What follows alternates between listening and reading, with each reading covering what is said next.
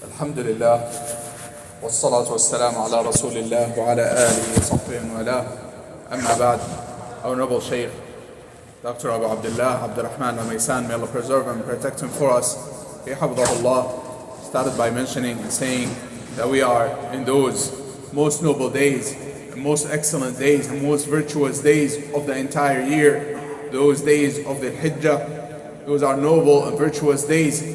So we should increase in our worship of Allah subhanahu wa ta'ala. We should increase in all of the types of worship of Allah subhanahu wa ta'ala, in the prayer, in the recitation of the Quran, in giving charities, in the remembrance of Allah subhanahu wa ta'ala. And of course, from the most important and the most virtuous and the most righteous good deed that one can do is to perform the pillar of Islam, the pillar of Hajj, to perform Hajj and to go to the pilgrimage. And Allah subhanahu wa ta'ala, as the Messenger sallallahu alaihi wasallam, he mentioned the meaning of the hadith, that Allah subhanahu wa ta'ala rewards for it, and that whomsoever performs Hajj and does not speak and does not do sins and disobedience of Allah subhanahu wa ta'ala, then he will return like the day his mother gave birth to him.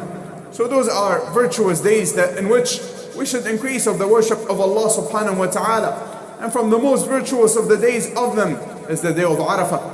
The day of Arafah, which Allah subhanahu wa ta'ala, He speaks and He praises and He mentions His servants who are on Arafah, on the hills of Arafah, and the mountain of Arafah. Allah subhanahu wa ta'ala mentions them and praises them amongst the angels. And He says, in the meaning of the hadith, that Allah subhanahu wa ta'ala, He says, look at my servants, they came to me with their hair uncombed, and they are dusty, seeking my pleasure, seeking my mercy, and I make you my witness. And He says to the angels, and He makes them His witness, that He has forgiven them, that He has forgiven His servants, those who went to perform this pillar of Islam, and those who are standing on the Mount of Arafah on that day.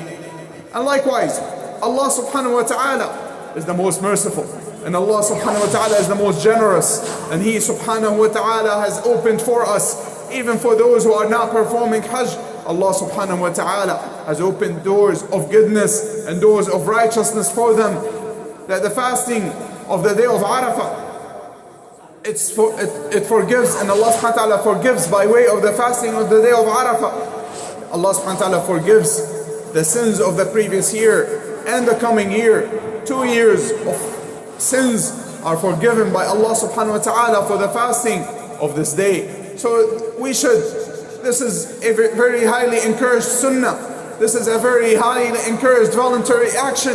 So we should be diligent in performing this voluntary action, seeking nearness to Allah subhanahu wa ta'ala by way of fasting on the day of Arafah. And likewise, from the righteous good deeds during the days of the Hijjah, on the day of Eid and the following days, is the slaughtering for the sake of Allah subhanahu wa ta'ala, to slaughter the animal, the sacrifice for the sake of Allah subhanahu wa ta'ala.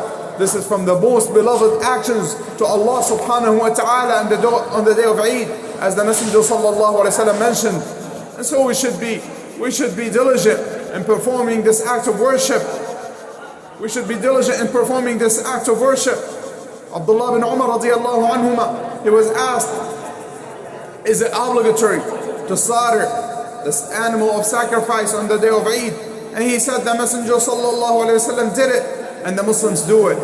And he was repeatedly asked, is it obligatory? And he would answer with the same answer. And this is to show us that one should not look for ways as to not do something and say that it is voluntary and that it is the sunnah. Rather, we should be diligent in doing the righteous good deeds. Even if they are voluntary actions, we should try and we should strive to do them and to seek nearness to Allah subhanahu wa ta'ala with them. And so the Messenger sallallahu alaihi wasallam, he mentioned in regards to Hajj, that the most beloved Hajj to Allah subhanahu wa ta'ala is the one in which one raises his voice in talbiyah, and saying labbaik Allahumma labbaik, at the non-talbiyah, and also one in which one slaughters and sheds the blood of the sacrificed animal for the sake of Allah subhanahu wa ta'ala. And likewise, slaughtering for the sake of Allah subhanahu wa ta'ala is something of great virtue and great nobility.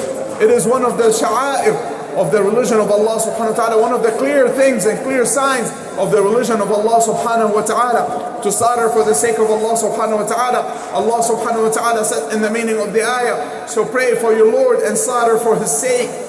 The people of knowledge have mentioned this is the prayer of the Eid prayer and the slaughtering of the sacrifice on the day of Eid.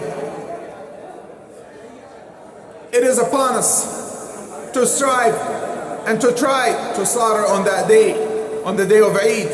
It is one of the most noble actions on that day. The Messenger sallallahu alayhi wa sallam, he mentioned that Allah subhanahu wa ta'ala accepts it, and Allah subhanahu wa ta'ala accepts the slaughter before the blood reaches the ground. And likewise, the Messenger sallallahu alayhi wa sallam was asked, what is the reward for the slaughter? And he sallallahu alayhi wa sallam, he mentioned that there's a hasana, righteous good deed, for every hair of the animal. The slaughtering or the sacrifice of Eid has specific animals and specific days. Allah subhanahu wa ta'ala commanded us with it, and Allah subhanahu wa ta'ala legislated it for us in a specific way. The animals that are acceptable are the sheep and the goats and the cows and the camels, and there's a specific age. The sheep have to be at least 6 years old, 6 months old rather. The sheep or the lambs have to be 6 months old, and the goats have to be a year old, and the cows have to be 2 years old, and the camels have to be at least 5 years old. And the time for it is from the prayer of Eid. The Messenger sallallahu alaihi wasallam, he saw some animals having been slaughtered before the Eid prayer. And he sallallahu alaihi wasallam, he mentioned that whomsoever slaughtered before the Eid prayer, then he should slaughter another lamb or sheep after the Eid prayer. So it starts, and he sallallahu alaihi wasallam, he said, and whomsoever slaughters after the Eid prayer, then this is an accepted nusuk, this is an accepted slaughter, or an accepted animal.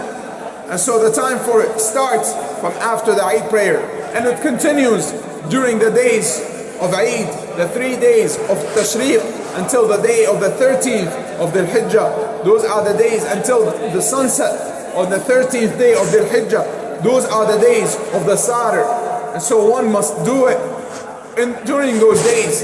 And whomsoever wants to slaughter, and he's not allowed to cut his hair or to trim his nails during the days of the Hijjah. So one should do it in its proper time, and one should do it in the best possible way. And also the legislated animals, that it has to be a healthy animal. The Messenger sallallahu alaihi wasallam, he said that it does not suffice an animal that is sick, clearly sick, or an animal that is lame, that limps, or an animal that has a defective eye. So one should choose the best of animals, and one should not look for the cheapest animal. Rather, one should spend for the sake of Allah subhanahu wa ta'ala and hope for the reward of Allah subhanahu wa ta'ala. Abdullah bin Zubayr radiallahu anhu, rahimahullah, he mentioned to his children, he said to them, when you choose the animal, choose the best of it. He said, do you see that if you were to give a gift that you would be ashamed of, to give it to someone who is noble, wouldn't it be a form of disrespect? And he mentioned to them that likewise, when you choose an animal to slaughter for the sake of Allah subhanahu wa ta'ala, look for the best of animals. Some people, and this is the people of knowledge, and some of the Salaf, they used to warn against that person going and shopping around until he finds that it is too expensive, and he has the money, he has the ability, and then he says, no, this is too expensive, and he does not slaughter because of the price. It is legislated to slaughter an animal for the sake of Allah subhanahu wa ta'ala, one of those 4 types of animals, for the sake of Allah subhanahu wa ta'ala, for the person, the head of the household, whoever spends upon the family to slaughter.